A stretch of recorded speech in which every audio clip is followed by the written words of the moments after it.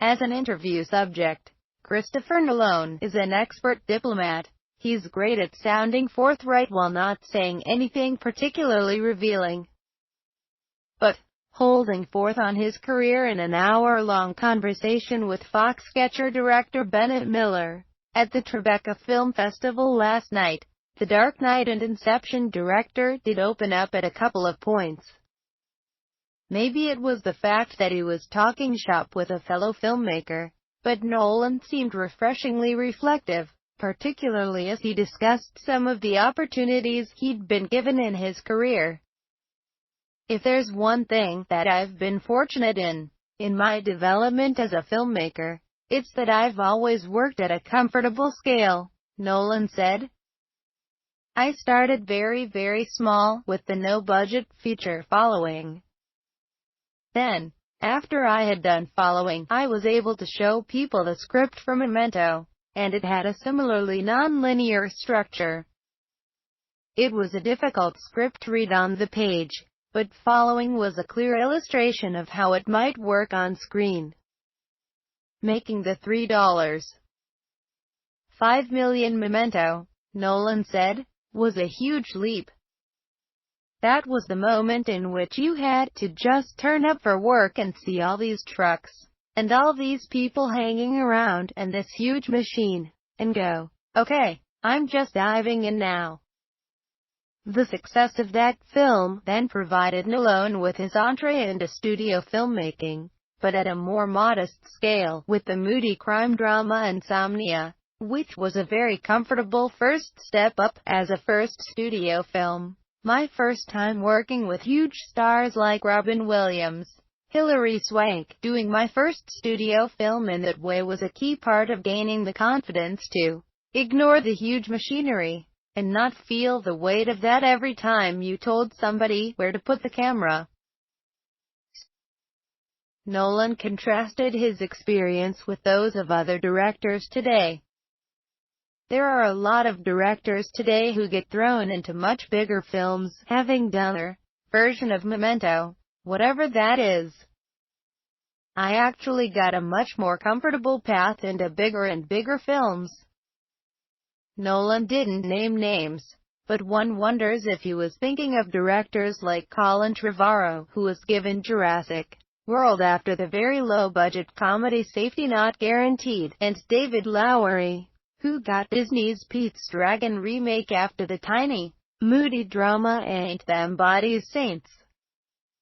Nolan also had very appreciative words for Steven Soderbergh, one of his executive producers on Insomnia, for effectively mentoring him as he navigated the studio process.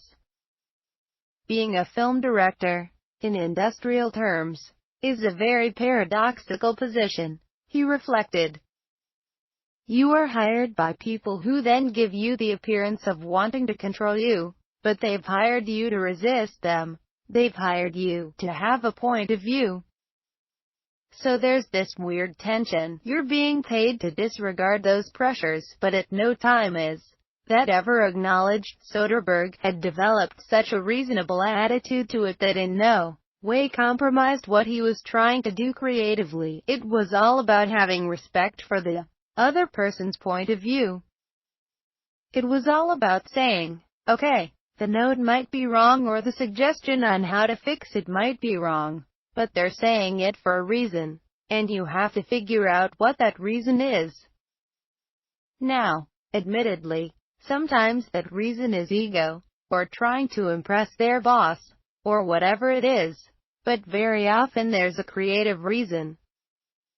And you can either get it from the note itself, or you can go and think about it and internalize it. I seized on that as a way of dealing with the studio system, because he showed me the possibilities of the incredible power of the studio machine and what it can be used for, in a creative sense. That said, Nolan credited much of his success in the studio system to luck. I do attribute a lot of it to luck, and I'm not being falsely modest there, he said. When you make a film, it's a very long-term thing. You're looking years in the future.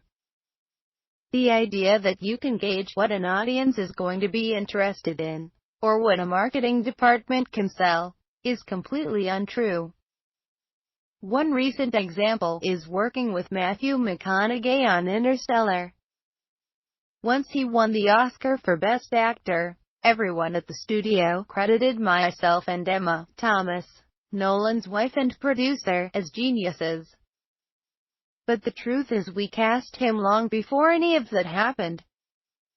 I went down to see him when he was shooting True Detective. I was thinking, oh, he's going to do a TV show now. What's that going to be like? It was a combination of luck and knowing that he was right for the part. The studio was thrilled when his star then rose in a spectacular fashion. But it's always a leap of faith. Of course, because this is a Chris Nolan interview, and because the audience also had questions, there was the inevitable question about the ending of Inception and whether the totem fell or not. At this point, Miller interjected with what we think was a joke. I asked the same question backstage, and he told me the answer, and he said, "It's not really for public consumption," he remarked to both guffaws and several AWWWs. "I'm not going to answer that, or I would have in the film," Nolan said. But even here, he reflected on lessons he'd learned earlier in his career, this time on some advice his brother Jonathan gave him when they were premiering Memento at the Venice Film Festival. Asked about the ending of that film during the press conference afterwards, I said, "It's up for the audience to decide, but this is what it means to me." Then I gave a greatly detailed answer on what the ambiguities of the film meant to me. Then Nolan recalled that his brother told him, "You don't understand. Nobody hears that first bit where you say it's up to the viewer to decide if you then give your interpretation." That, Nolan says, was the last time he offered up an interpretation of any of his movies.